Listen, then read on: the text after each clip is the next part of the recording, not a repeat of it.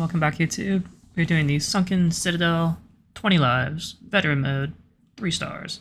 Got Aleric and all of the upgrades. So, starting right off, Necromancer Tower at the bottom, level 4 Archer Tower on the right hand side. Have a level 1 Barracks and a level 2 Archer Tower. We're going to get all these guys clumped up. You can see one more wave's coming in. Nice Ring of Fire, kills everything. Summons a bunch of skeletons. Then we're going to get a point into the Raven on the level 4 Archer Tower, or crossbow fort. Have your Aleric stand in the back to catch any chasers. Also, he can summon more Sand Warriors if he's not actually attacking physically. So try to have him summon as many Sand Warriors as possible.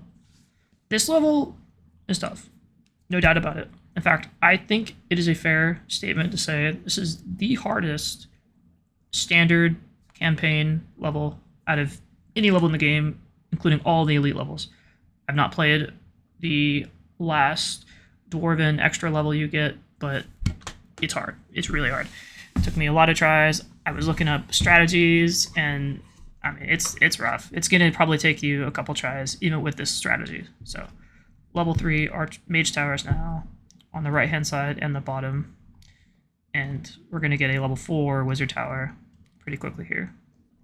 You have to really prioritize getting good Rain of Fires and good Shrine Zaps once we get that.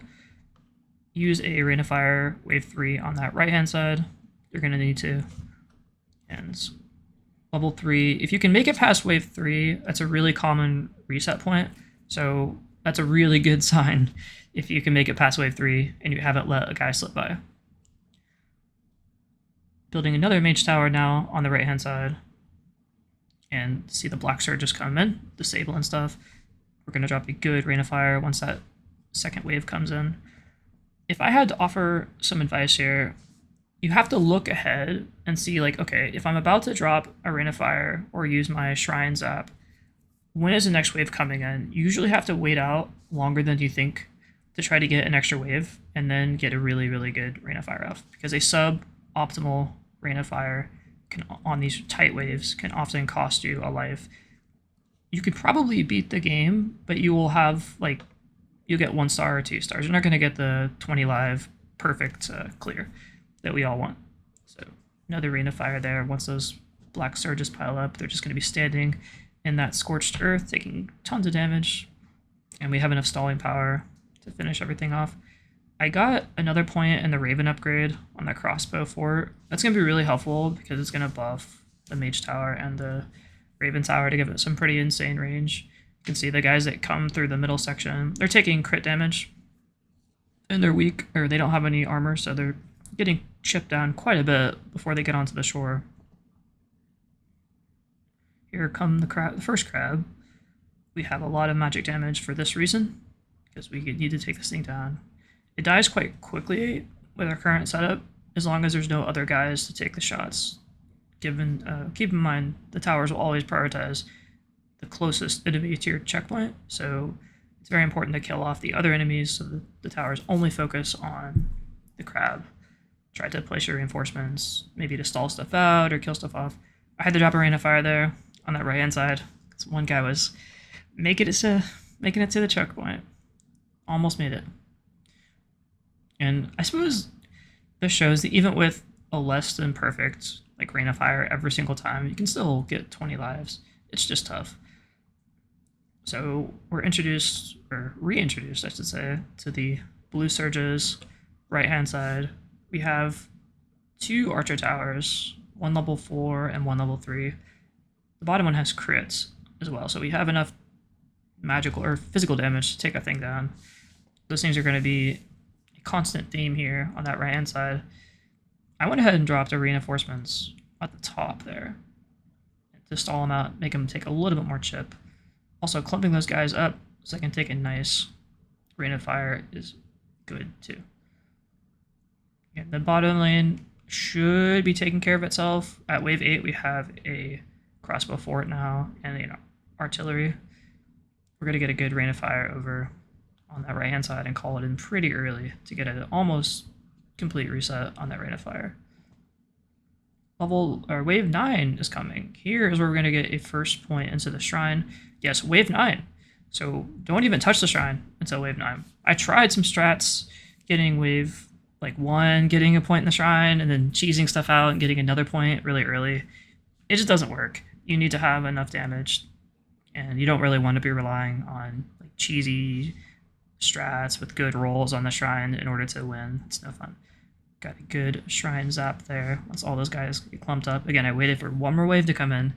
Everything clumped up there and got a really good zap. That was a ton of damage.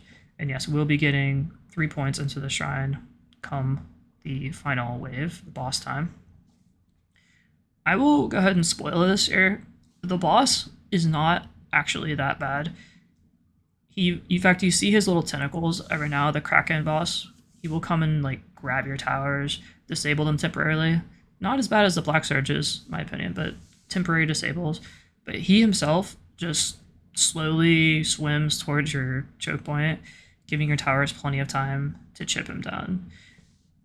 So rest assured, if you can make it to wave 15 and you haven't taken any damage, you should be good on the boss. It's not a scary boss with some cheap mechanic. Again, another Rain of Fire there to chase down that one guy who got away. If he gets in the water, Rain of Fire is your only option at that point, unless you have a Shrine Charge. Otherwise, it's going to get away. It's just a matter of fact. If it gets in that water, nothing can stall it out. It's just, you're going to lose a life. So we're going to try to avoid that at all costs.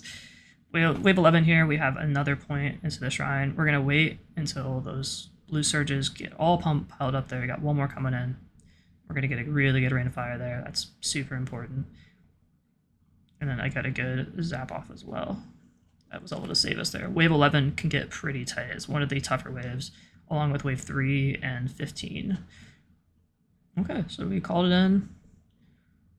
Stalling that crab out a little bit. Probably wasn't necessary because we want him to take all the magic damage that he can. Right hand side, another crab, but we got the paladins now, so on both sides. Paladins are very beefy guys. I would even recommend maybe considering a point in the health. You can use a little cheeky strat where you wait for that paladin to get low in HP and then upgrade its health. It will completely restore its health. So level 5 now, or level 3 points into the shrine. Going to be hitting for 1,000 to 2,000 damage. That's going to be super helpful against the tanky enemies. I think one of the reasons why this level is so difficult is because there's so many checks, right? You got the immunity to physical damage, you got the guys that are immune to magic damage, so you have to have both.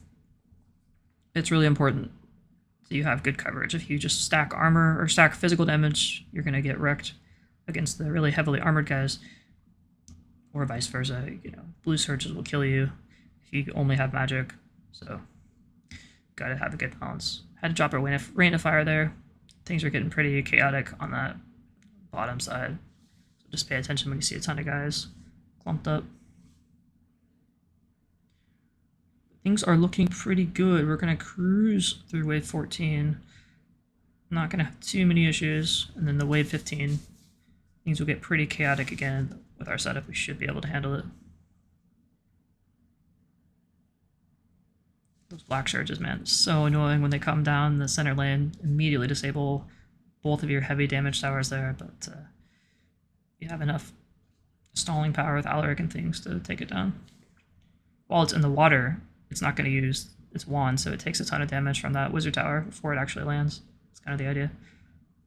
Also, with the crit chance on the archer tower, it has enough range to reach over to that middle lane. Not terribly useful because of all the armor it has, but does a nice little bit of damage. Now with double crossbow forts on that right-hand side, those blue surges don't really stand a chance. Plop reinforcements down and just let them zap and waste time while they take all the damage from the archer towers. Here's the big one, wave 15. See, just tons of blue surges, got the red fins, those things have a lot of health, got a really good zap there. Did a lot of damage, so that first little mini push. Now here comes the rest. Right hand side, blue surge down, crab is being tanked by the paladins in the middle. We got Dark Rider, he was able to tank for a while. Aleric is going to have to tank. We know we're going to have to Rain of Fire, but we're just waiting for a good clump up there. points into the health on the paladins. Just anything to try install. I think that mecha there that we upgraded was important. This level generally isn't very good for artillery, but that mecha can't be disabled, and it stuns the blue surges long enough. So I think it was a pretty good upgrade. I wouldn't recommend anything else. Just get the mecha. That's all you need. And here's the boss, Leviathan. I used my shrine zaps, so on the level 3 points into the shrine, getting I think 2 zaps to your total, and it does a ton of damage. You can see he doesn't have a huge amount of health, so with the crits and the Rain of Fire, and then just, well, the shrine, we're able to do a lot of damage to it. You can see that's 2 hits now. Drop the Rain of Fire. It's getting pretty low. We actually use a total of 3 zaps, so a minute and a half has surpassed. And we finish it off here. It's getting very low. The only problem with the final part is that you want to pay attention to what's going on and not let anything get by. I've actually lost a couple levels because one guy got past in the final wave. Anyway, that is Leviathan down. GG. Hard fought.